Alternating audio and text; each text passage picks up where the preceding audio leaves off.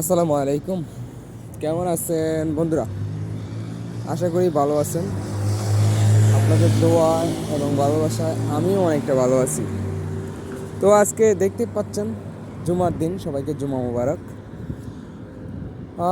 শুক্রবারে, বিশেষ করে শুক্রবারে জুমার দিনটা হচ্ছে যে রাস্তাঘাটগুলো মানে সকাল বেলায় বা দুপুরবেলায় একদমই ফাঁকা থাকে।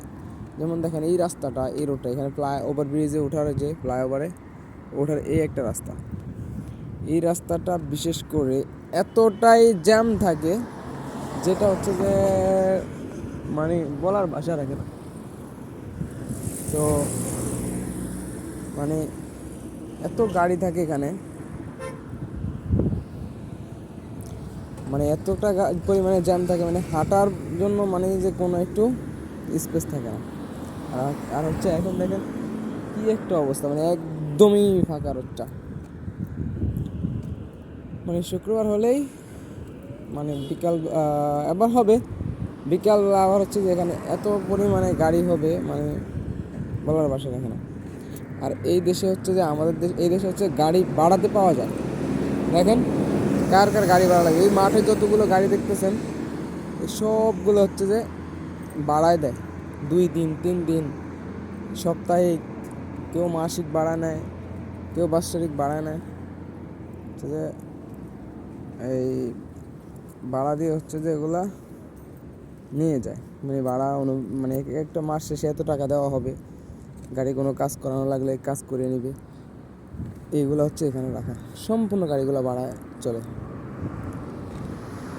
কেউ কারো যাদের গাড়ি নাই তারা হচ্ছে যে 1 মাস 2 মাস 15 দিন 1 সপ্তাহের জন্য গাড়িগুলো ভাড়া নেয়, কেউ একদিনের জন্য নিতে পারে।